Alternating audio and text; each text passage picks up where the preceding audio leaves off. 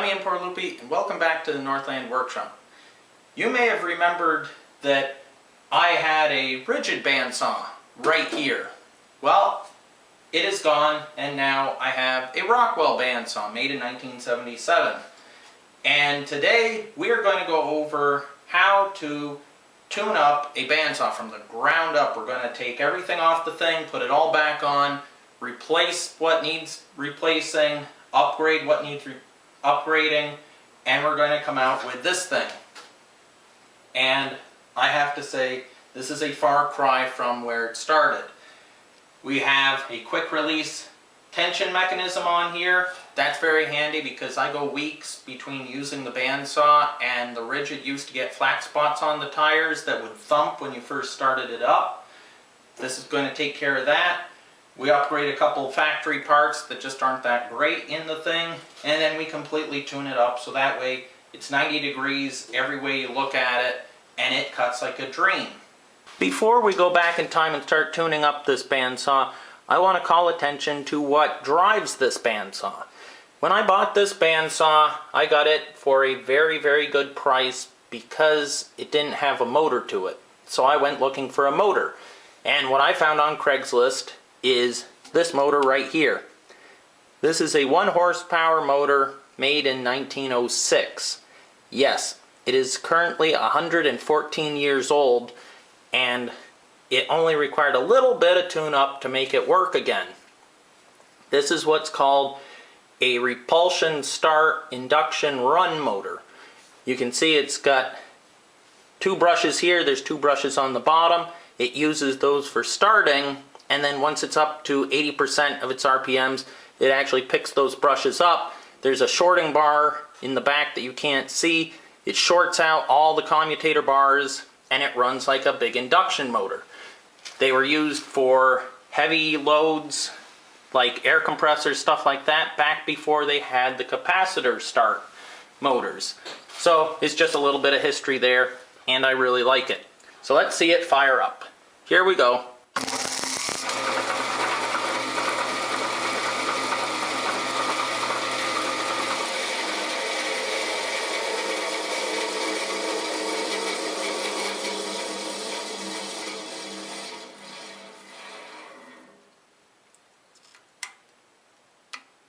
Just as good as it was new. So that is the motor that drives this thing. Okay, let's start tuning it up. The very first thing I need to do to this saw is start disassembling everything so that way I can get to the important parts like the wheels, the tensioning mechanism, all that good stuff. The easiest way to do that is going to be to remove the table and the wheel covers.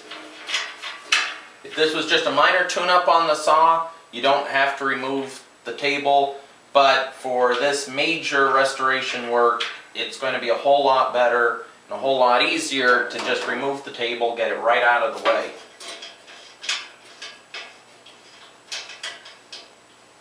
And as you can see, this is one of the older saws before hinges were invented. To remove the table, all I need to do is remove the knobs that act as the clamps for the tilt adjustment. Now, one thing I want to be careful of is in this knob I have a spring and then a washer. I don't want to lose the spring or the washer. The other thing I have to do is try and keep this table from tilting, because with these long fence rails on here, it wants to tilt as soon as I loosen it up.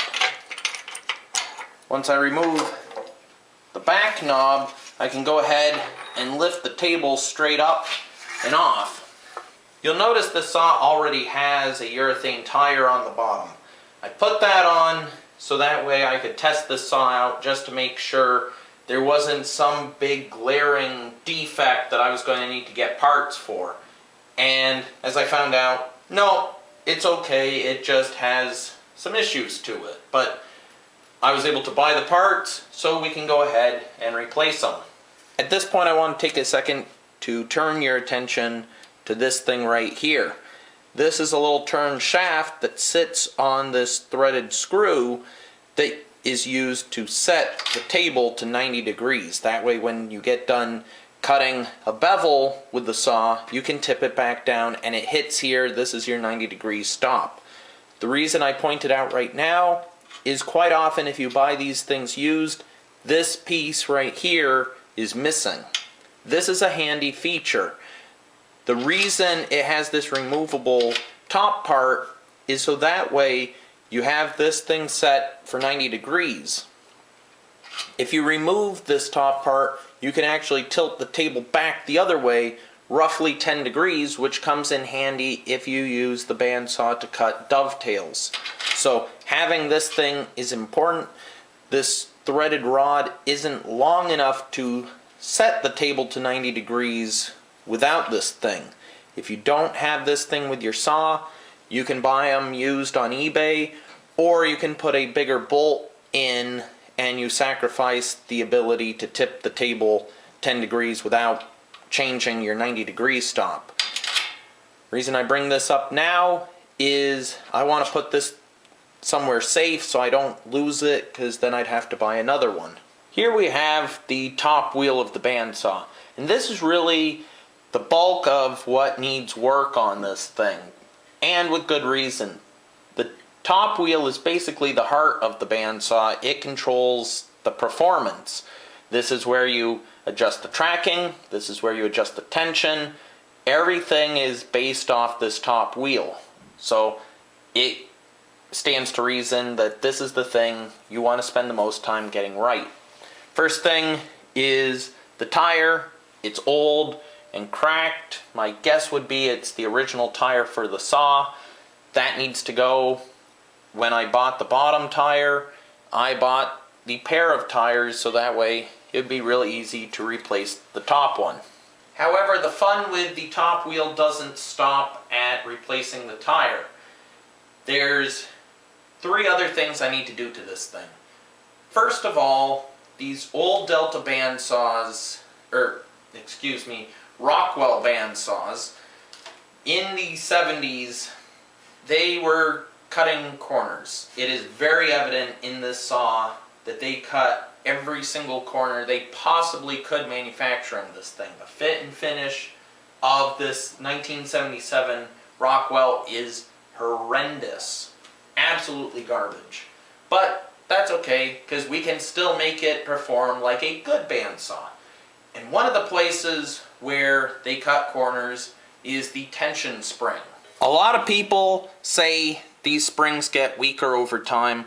Other people say that as long as you use the spring within its elastic region, it should not lose springiness over time.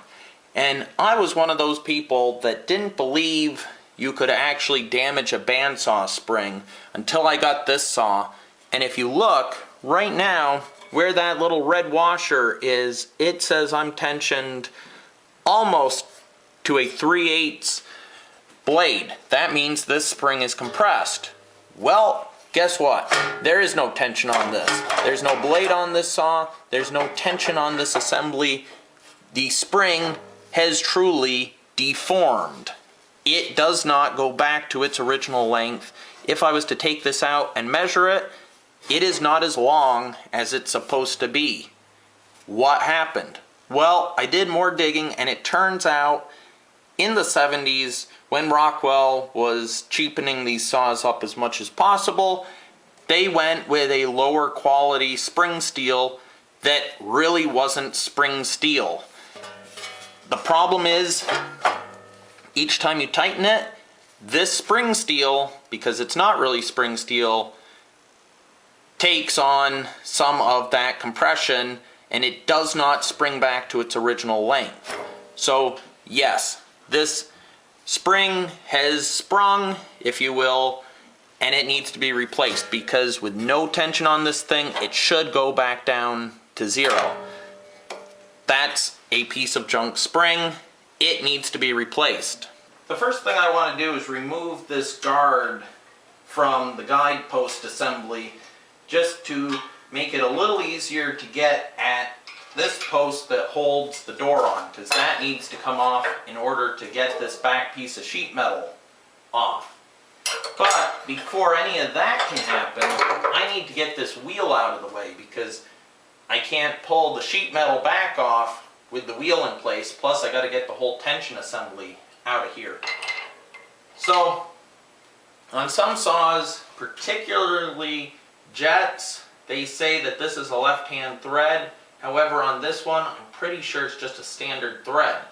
I sprayed this with WD-40 last night, so I'm hoping it comes off relatively easily, but we will find out. And actually, that thing was just finger tight.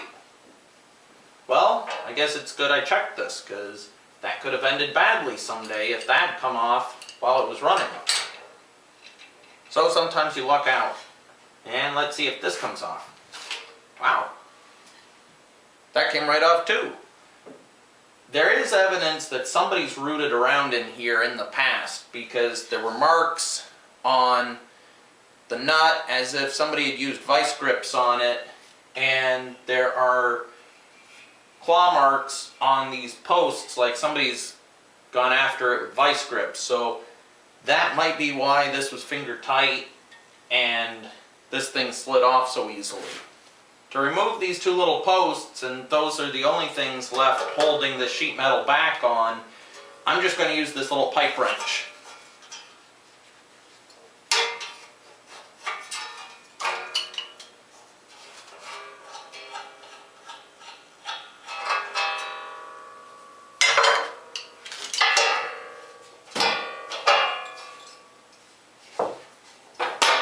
There we go.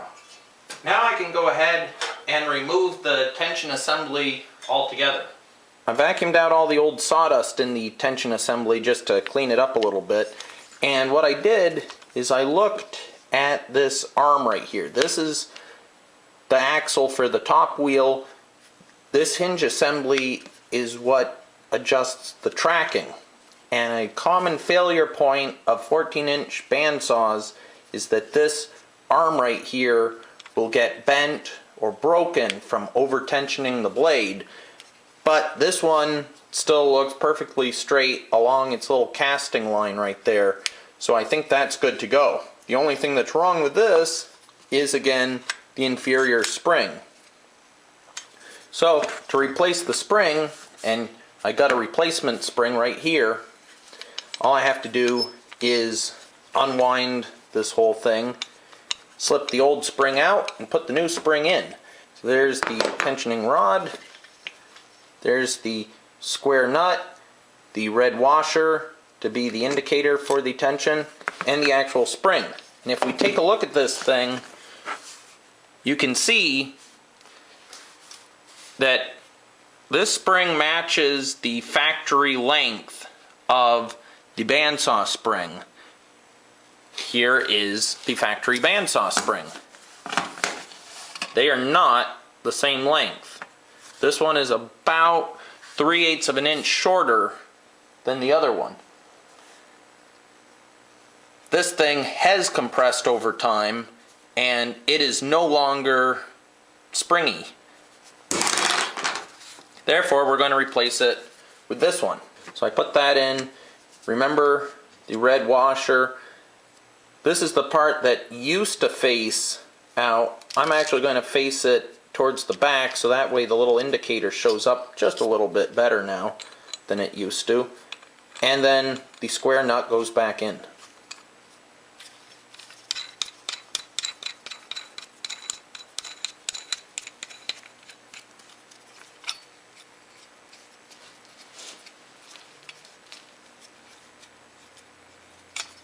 There.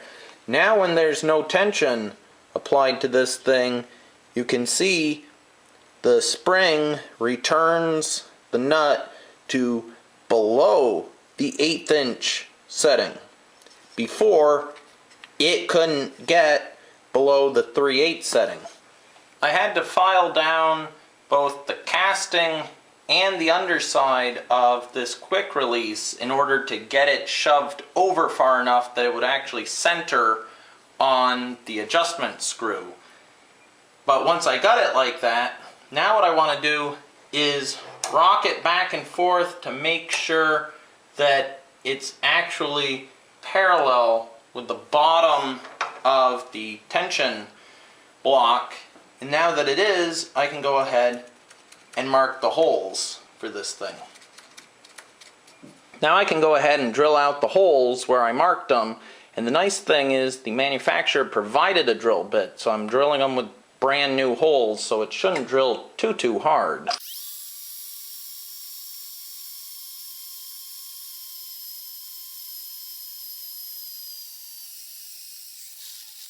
The tensioner kit came with the included screws to go through one of these open casting saws. If it's the older style closed casting, they say you have to drill and tap the holes, but in this case with the open frame, all I have to do is put the included lock washer and nut on the back, and I can tighten it up with an Allen wrench.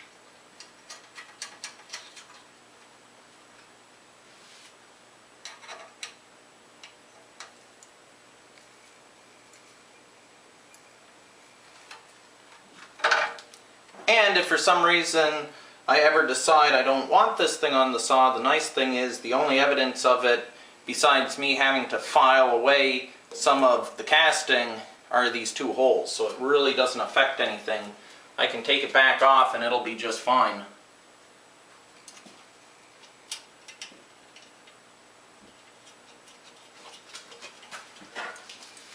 Now I can go ahead and put the back of the wheelhouse on.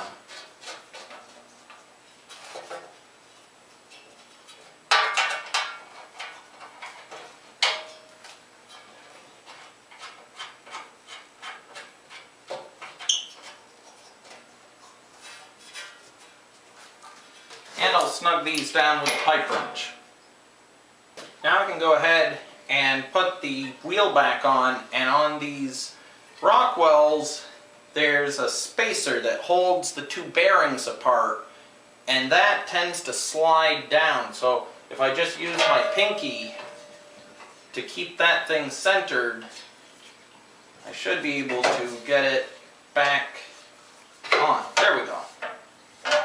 So at this point, when I'm putting the nut on,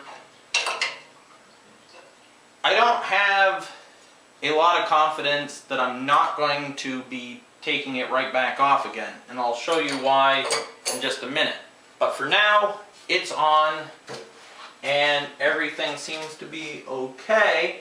Now it's time to replace this old tire, and unfortunately the rubber tires tend to be glued onto the wheels. So I have a super cheap chisel that I use for just such occasions, and I'm going to see if I can get it under this tire. Yep, there it goes. And actually, what do you know? They didn't glue this tire on. Hey, that was easy. That saved me a whole lot of cleaning. Now, if it had been glued on, one thing that I've found in the past that removes this rubber cement pretty well is actually WD-40. If you spray it on and then I have a nylon bristle brush and I just keep working it around, that seems to do it. But I got lucky on this one and I don't have to do that. So what I do want to do at this point is check the balance of this thing. And I just spin it by hand and I'll wait and see if one section of it stops on the bottom repeatedly. So there's that. Now if I spin it again,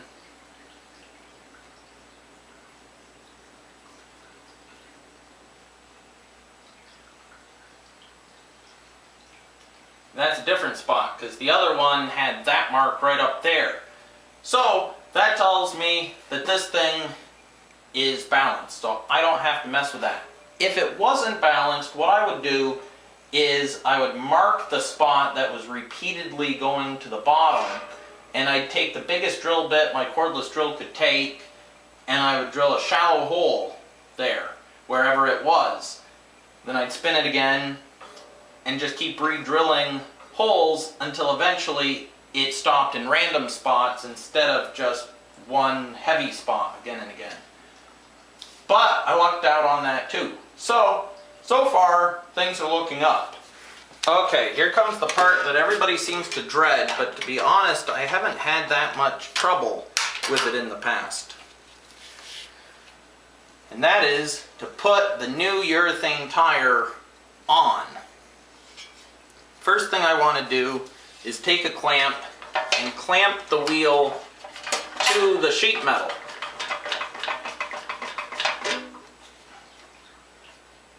What this will do is keep it from spinning. Now what I want to do is come down to the bottom, right about there, and I'm going to take this clamp and clamp the tire on as firmly as I can, making sure that it's down in the groove of the wheel. Now I'll come over here to the top side and get it as stretched out as I can, and take this spring clamp and clamp it down into the groove. Again, always making sure that the part that's already on is down in that groove.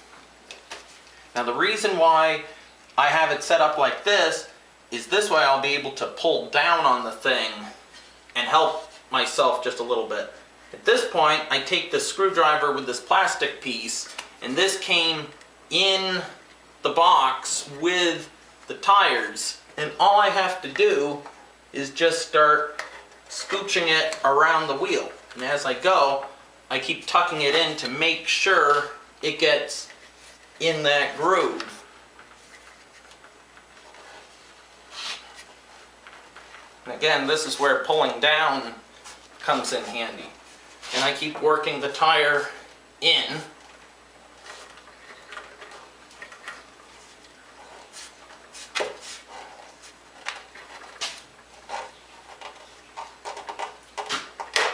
Just like that.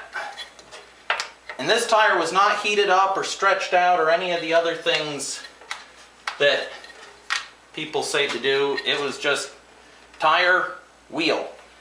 Now I still have the screwdriver in there. And that's important because now the tension on that tire isn't the same all the way around. I want to even it out so that way it sits in there just a little bit better and hopefully lasts a little bit longer. And the way to do that is to put the screwdriver the rest of the way in.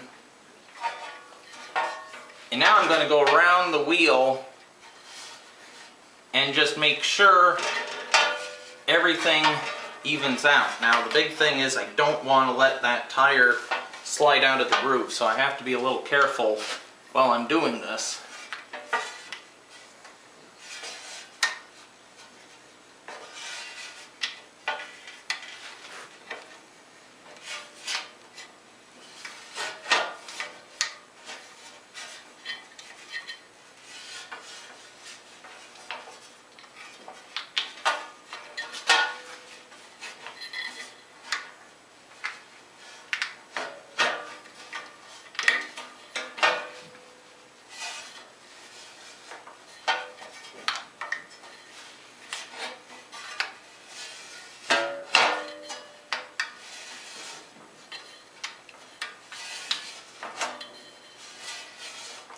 And I like to go around a couple times just to make sure everything's evened out. Once it is, just pull the screwdriver out, make sure that the tire is tucked in everywhere. I don't want it riding up on the side. And it is. So we have a new tire on both wheels. Now what I need to do is to see if this arm is parallel to the back of the blade, because I want to be able to adjust the guide up and down and not have to readjust the guides when they're down here versus up here. If they're not parallel, I'm going to have to readjust the guide blocks and the thrust bearing every time I change the height, and that's going to get really old really fast. So what I want to do is lock it in the extreme down position at this point, and I'm going to adjust this thrust bearing so that way it just barely misses the blade. I'll start out with it ever so lightly touching the blade, And to do that, I'll rotate the wheels by hand, keep adjusting the bearing in until it just barely hits one section of the blade. Now I'll just back it out ever so slightly until it stops moving. I'll lock it in place.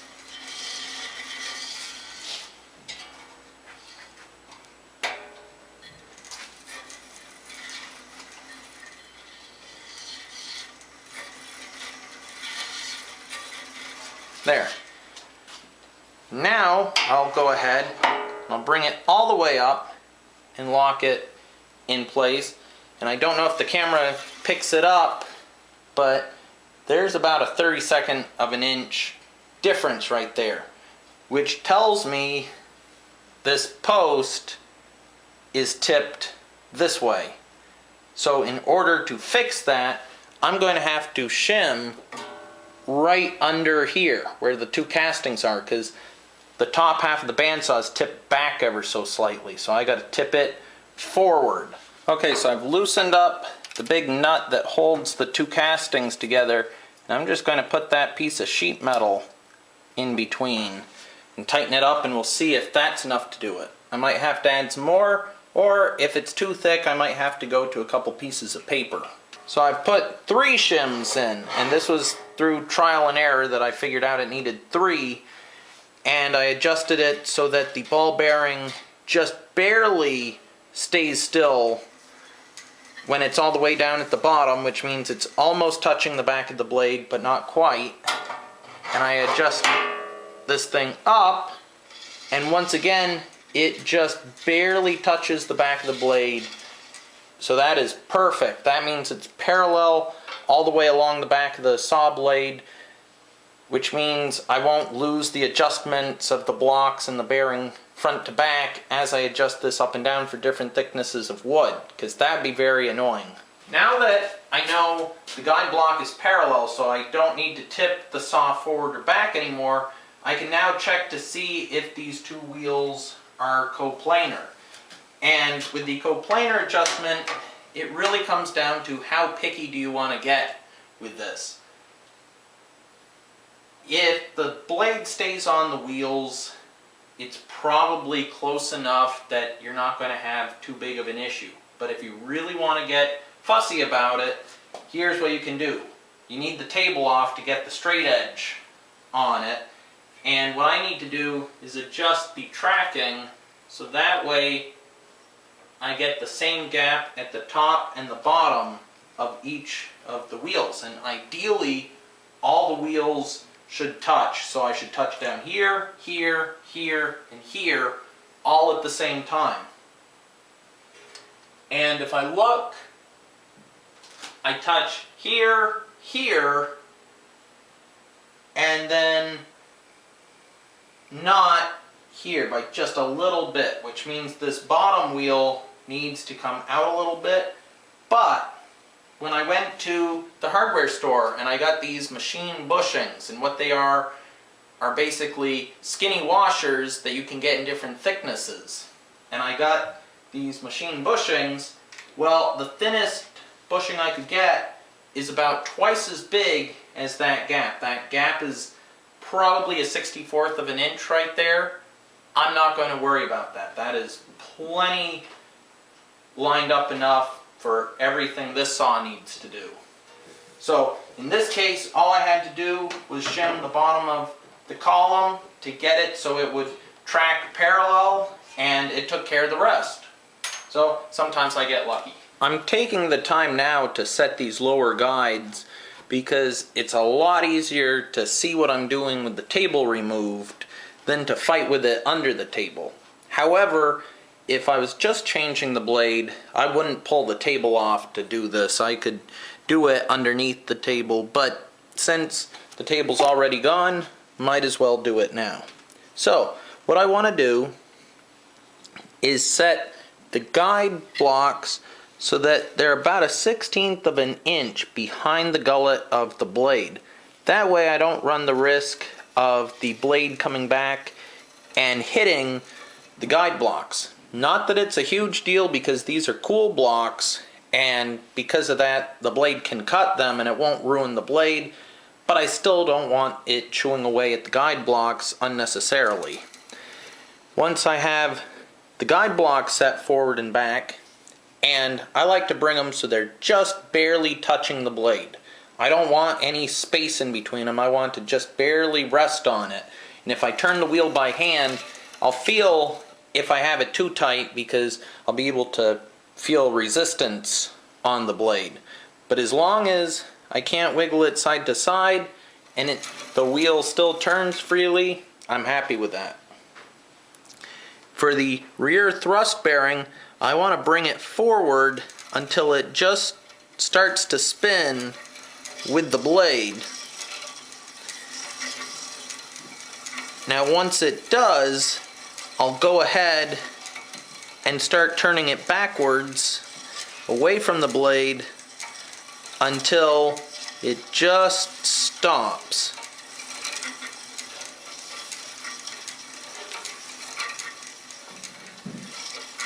Right there. That way it does not try to turn when it's just idling.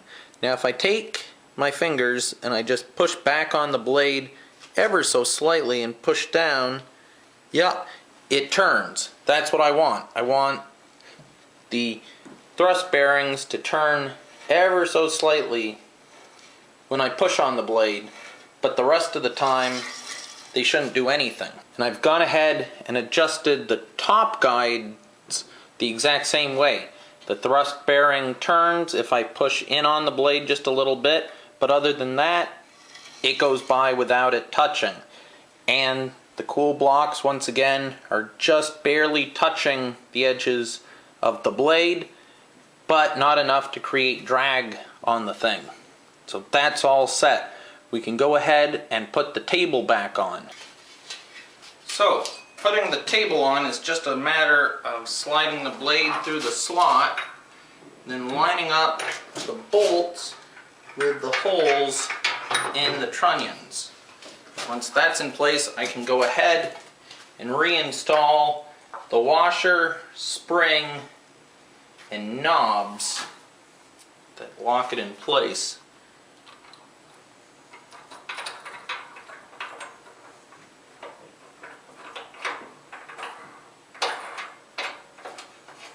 Now I want to see if the blade is squared to the table front to back. So if I take a square and I put it up against the blade, as you can see, it is very much not square. If I put it this way, you'll really see it's out about 1/8 of an inch up at the top. So what that means is I need to shim the back of the table up just a little bit. The table was quite a ways out of square, so I'm going to go ahead and add 2 washers under each mounting point on the back trunnion. If this is too much, I'll remove one of the washers. If it's not enough, I will add a 3rd washer. Hopefully this will do it though, because I might run out of threads pretty soon on these bolts.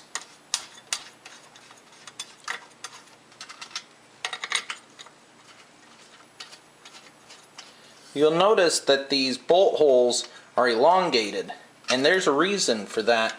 That's so you can get the table turned to eliminate any kind of drift on the bandsaw when you put the fence on it, and we'll talk about that in a minute after we get this thing squared up. Now that's the squareness I'm looking for. I had to put 1 big washer and 3 layers of 30 gauge sheet metal under each of the 3 mounting locations for the rear trunnion in order to bring this table up to square. Now that it's square in this direction, I need to make it square in this direction. Now I've got my 6-inch combination square in my left hand, and my left hand is pushing down on this side of the table so it's tight up against this 90-degree stop, and I'm going to go ahead and adjust it until the table is 90 degrees to the blade. There, and I've just locked the 90-degree stop in place with the little jam nut, so that way it won't vibrate loose under operation. And here you can see what this little thing's for. When I take it out, I can now tip it 10 degrees that way, which I couldn't do with just a long bolt. I've got the insert plate for this bandsaw, and it's in great shape. It doesn't look like it's been chewed up by the blade, so I'm going to leave it. If it had been severely chewed up, you can get replacement insert plates, or you can make your own with a piece of brass or a small piece of aluminum. It just needs to take up the bulk of the space in this hole, so that way you don't have chunks of wood falling down in there and getting lodged in the lower wheel housing. The final thing we need to do is to align this fence to the miter gauge slot. In order to use a miter gauge or jigs that go in the miter gauge slot, it's important that it is parallel to the blade and that the fence is parallel to the miter gauge slot. So what I'm going to do is lock it down right there and check to make sure it's parallel all the way along. And it feels like it tips that way ever so slightly. So all I need to do is loosen up one of these bolts by a fair amount, the other one just slightly. I should be able to move that right over so it's perfectly aligned.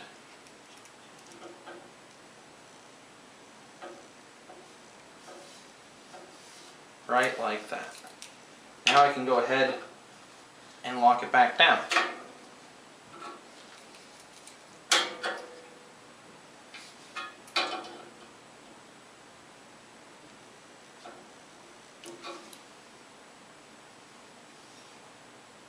Perfect. Now, in actuality, this miter gauge slot and therefore this fence probably are not going to track perfectly in line with the saw blade. So what I'll need to do is loosen up the 3 bolts on the back trunnion that I just shimmed and the 3 bolts in the front and move the table side to side until I get it so it lines up parallel with the blade.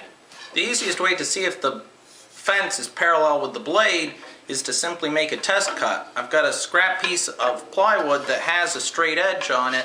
I'll run that up against the fence and we'll see if the blade tries to wander one way or the other.